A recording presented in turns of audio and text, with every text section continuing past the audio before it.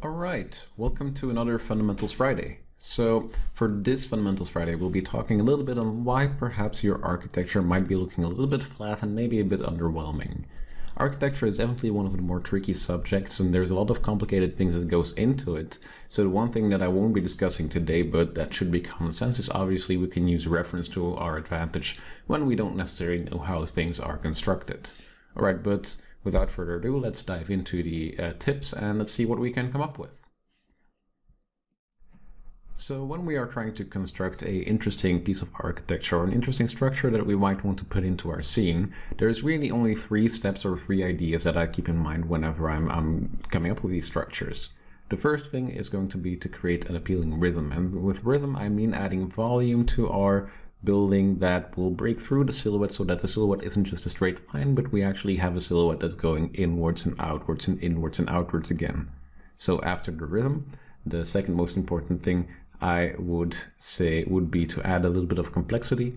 In design in general, we always want to have a nice balance between simplicity and complexity, meaning that maybe most of the design is supposed to be simple and we only have specific areas where we want to add that complexity, or the opposite way around.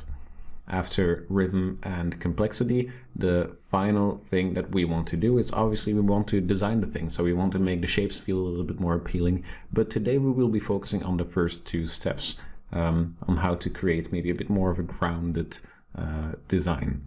The final one is maybe for a future video, but let me know if that's something that interests you, how we can push our architecture to be a bit more stylized. So just to kind of start out, we can see that we have a template house, maybe like a house that most beginners would have drawn, or that I see most beginners draw, just as a point of reference to see what we can start building our house with.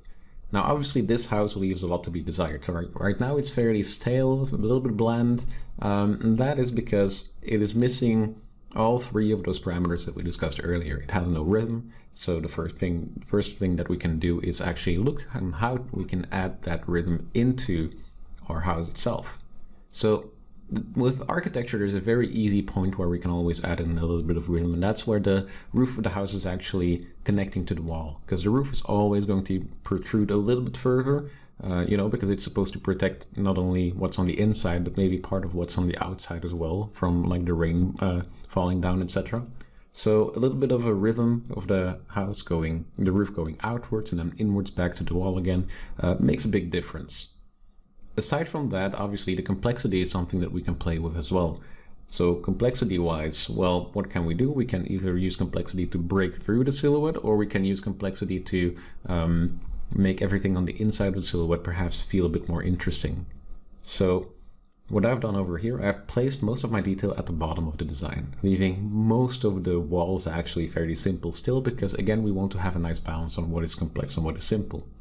I've also used the detail of the roof tiles to break through that silhouette only around where the roof is, so that once again I can keep most of the silhouette of the house simple to get that nice balance. So it's going to be mostly simple with a little bit of complexity.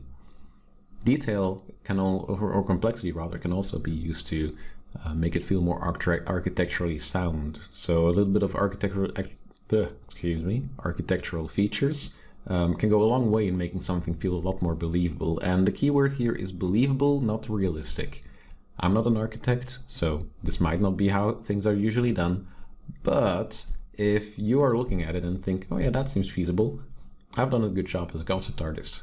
It doesn't need to be realistic, it needs to be believable for the general audience.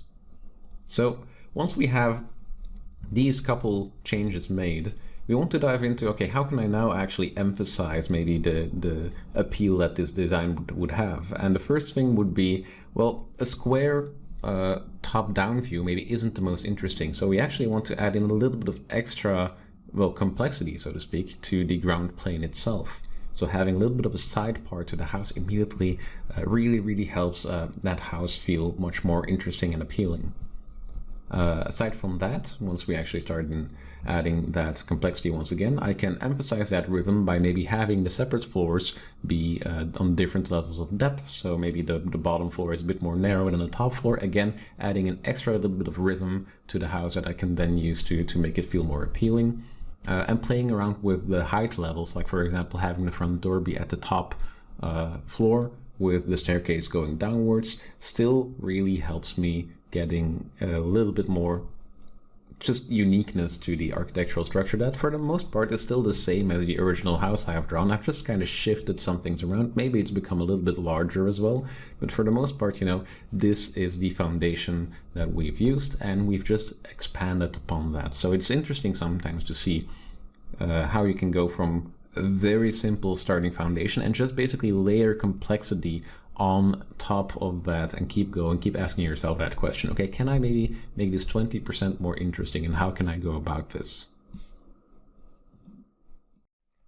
The final thing that I would personally do to make this feel a bit more interesting is to play around with the environment and how we can use the environment to our advantage. So the environment is something that's fairly easy to do, and the main thing that I want to encourage you is to, rather than just kind of pick up your house and drop it on top of a flat surface, build it into the environment. So if it's on a hill, then maybe the bottom floor can be slightly skewed so that it kind of blends into the environment a bit more.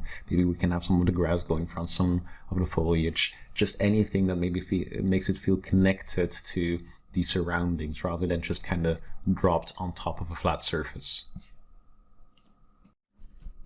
Now, those simple building blocks that we used for our initial quote-unquote boring house, we can actually use them to our advantage when we are creating maybe more, let's say, complicated architectural structures. Like, I quite often like to start my drawing with something that's as simple as just kind of those primitive shapes, because it becomes much more easy to kind of carve the detail and the complexity out of that, rather than actually immediately going into something that might be a little bit complex.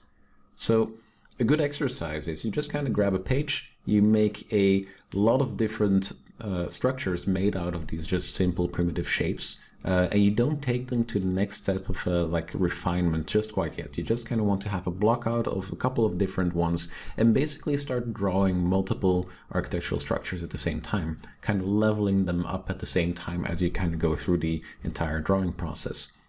This kind of drawing really encourages you to, first of all, not linger on the details too quickly, which allows you to kind of construct your architecture in a way that you can slowly build it up from the ground, rather than get lost in the detail and maybe start messing up some of the perspective without you noticing. So having that strong foundation, that 3D form, that structure that's underneath, I think that's one of the more crucial things that people tend to skip out on. So make sure that you don't skip that step, and you can just sort of follow the steps that I've recommended. So once again, we start with a rhythm, we then move into the complexity and the detail, and then maybe afterwards we can kind of tweak the shape design. But once again, that's for a future video.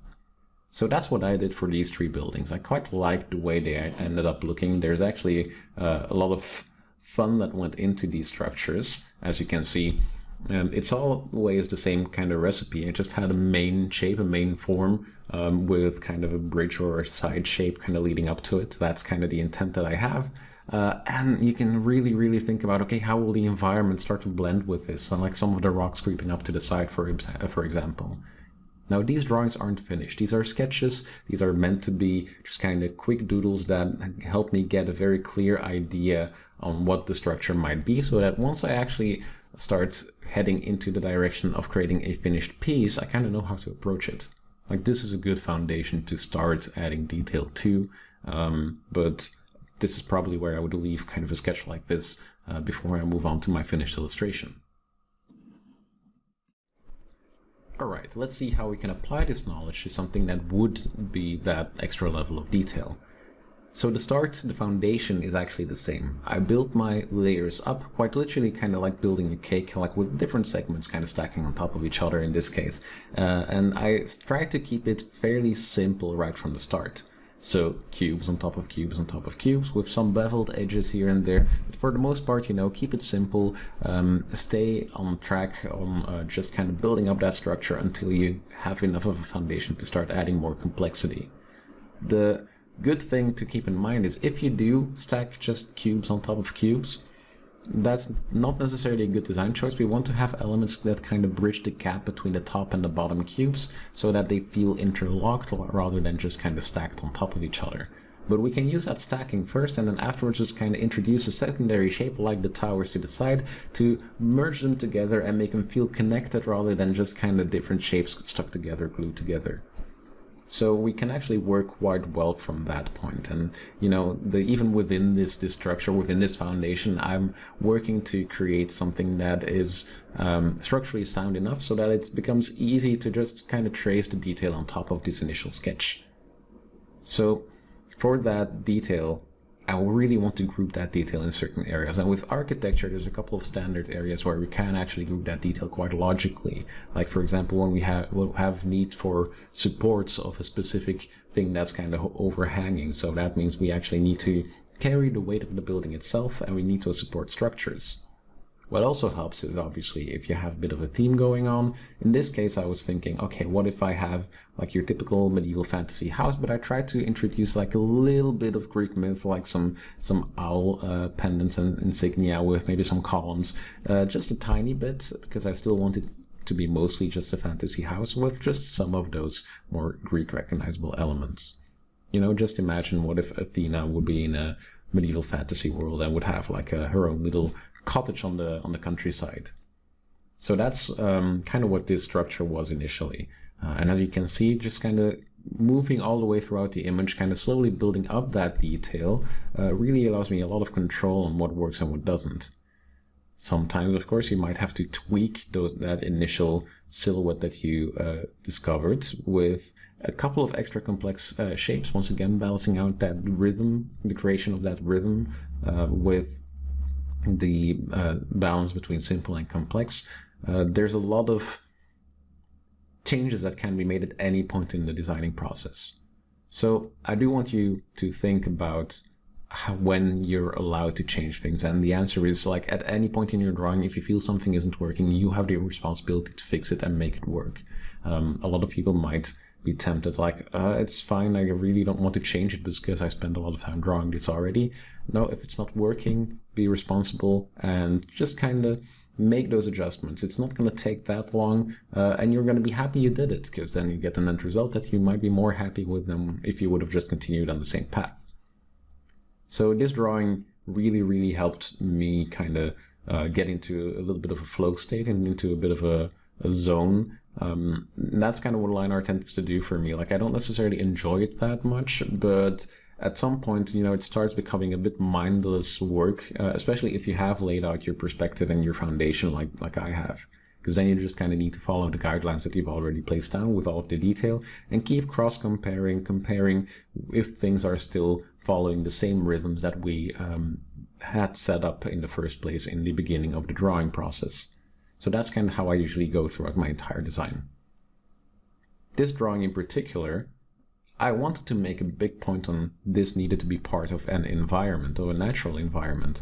So immediately in the construction, you can already see that I kind of put a slope onto the side, and that slope has given me the edge of the hillside on which this house, this cottage would be built, you know. Which is quite a lot of fun to immediately get into place, because like, even though I haven't sketched maybe the trees and the environment, etc., I do have in mind a rough idea on how I kind of want to have the environment flow around this building. And that is something that you need to think about as you're drawing this. Like, if you want to put it into a larger scale environment, you're gonna have to draw it next to the building as well. I quite often see people draw a house first and then hope to be able to drag and drop it into an environment, but it's difficult to do that if the house isn't built for that specific composition. There's only a limited amount of compositions that would work with a pre-drawn house, let's say. So keep in mind, if it's going to be in the for a larger composition, for a larger scene, start thinking about that composition, those compositional elements quite early on, because like what I'm doing right now, those trees, they're fairly easy to add once you have that clear idea. Now we have a composition video here on the Tyler's channel already, so you can already check that out and see why perhaps I made some of the choices. In fact, you know, I challenge you to kind of identify some of the principles from the video, from the composition video that I've mentioned, because, you know, it's all the same ideas that I mentioned in the video that I'm applying right here. So feel free to leave a comment with what you've noticed is present in this specific drawing. If you do have a chance, also make sure to check out the website. There's a bunch of interesting content on there already. Like at this point, it's a pretty extensive library of unique classes with tons of information for you to check out. So in any case, I do hope you guys found this helpful. This was a bit more of a ramble on architectural structure, so I hope that makes sense. If you want me to continue on architecture and actually show how to create stylized architecture, or any other suggestions on subjects for these Fundamental Fridays, please leave a comment in the comment section. I'd happily read through them to see what you guys would like to see, all right? In any case, have a great Friday night maybe, and I'll see you again next time.